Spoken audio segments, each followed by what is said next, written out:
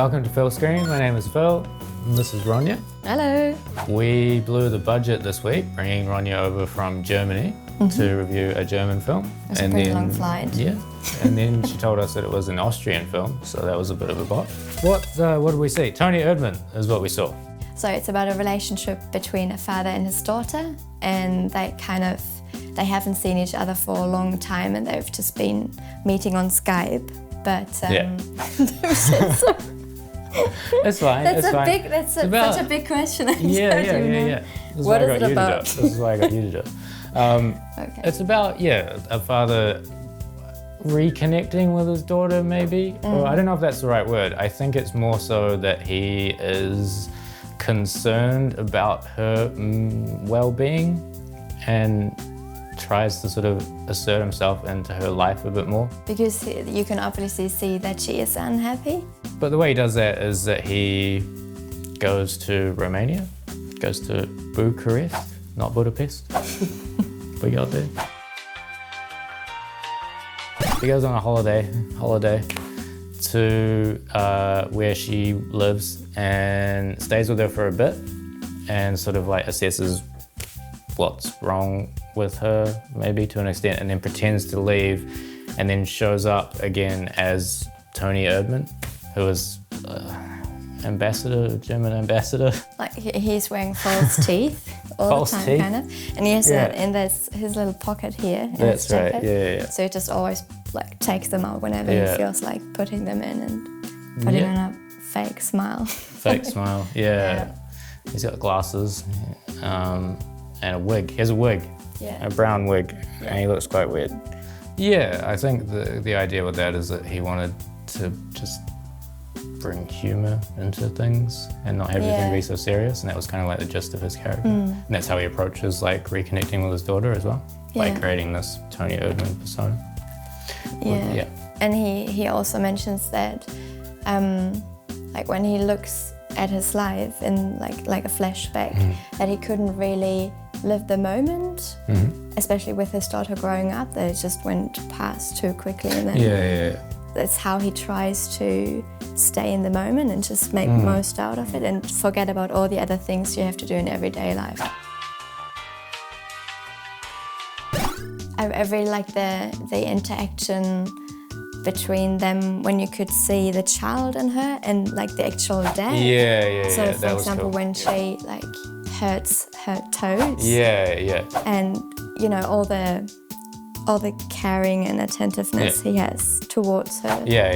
Just comes right up in that scene when she's sitting on the floor and just whimpering, and then he just.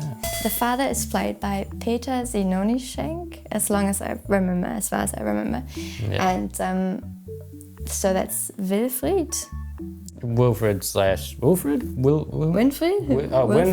Wilfried. Who's the daughter? Ines. That's it. Yeah. Sandra Hüller. That's the actress who plays her. Yeah. Okay. I don't know her personally, but she's great on the screen. I don't either, but you know, I'm sure she's a nice person. I like the technical aspects of this film quite a lot, actually. Most of it's handheld, and it's quite like intimately shot. And I really liked that part, and it also has no score. Did you notice that? So what does it mean? Music. Yeah. So Ines is quite a workaholic, and she's right into business, and she's just focusing on like climbing the ladder and being successful. What does she do? She works at like a consulting firm, which means that she consults on like business deals that other companies are trying to make, I assume. I don't really know. It's a very subtle movie. It's a very long movie. But I feel like it needed to be that long to tell the story that it wanted to tell. And the other thing, like technically, that I really liked is that it wasn't afraid to like let scenes play out as long as they needed to be. So you can capture like the full range of emotion. And a lot of films don't do that, like cut it down, make it shorter. But this just felt like it was complete. Yeah, and it gave them, like the camera and all that, gave the actors time to feel themselves into the situation. So sometimes I had the impression that they didn't even know how to really interact in the scenes, but it just built up step by step because they interacted and then something kind of happened that they were kind of amazed by themselves, how their characters developed. It was quite weird watching it with the amount of English that's in it because I kept thinking, have I just learnt German now and it's just normal? Because it was just like back and forth. Also that there were some jokes that you can't really translate with how they pronounce words in German, or if they chose different words for certain situations where you would normally use other words. So there was kind of the jokes where I could see, like here in the cinema, some people laughing, and myself. Not everyone gets that joke because it's just still a language barrier. Yeah. It's an interesting film in the sense that, like, I feel as though in order to understand it, you have to finish it first, then you sort of reflect on it. Because there's a couple things that come out of nowhere, like that first sex scene, that's really interesting. That was super weird. Super weird? Yeah. Oh, I ask you. Yeah. And then you do.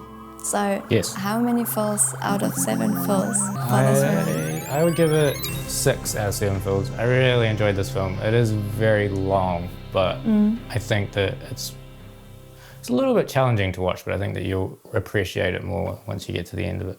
I think 6 as well, but it's also because I still have to do some thinking about it. Yeah. Thanks for watching. Please like and subscribe. Thank you for being on the show, Ronja. Yeah, flying back tomorrow. Flying back tomorrow. Is actually true. This will come out when you're back in Germany. Yeah, true. Hi. You're in Germany. Bye. Ciao, bye-bye. Is that what you say? Yeah, for saying goodbye. Okay. Yeah. Ciao, bye-bye.